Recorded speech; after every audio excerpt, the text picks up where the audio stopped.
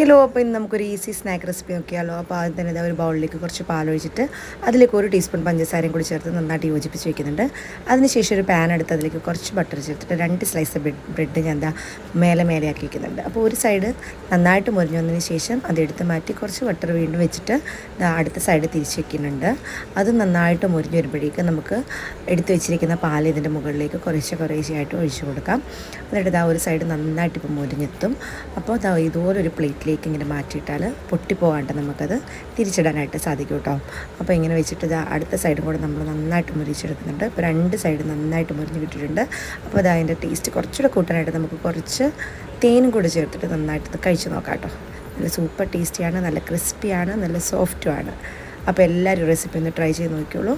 Support ചെയ്യാൻ മറക്കരുത്. എല്ലാവരും ചാനലൊന്ന് സബ്സ്ക്രൈബ് ചെയ്തോളൂ കേട്ടോ, ആരും മറന്നു പോകരുത്. അപ്പോൾ താങ്ക് യു ഫോർ വാച്ചിങ്.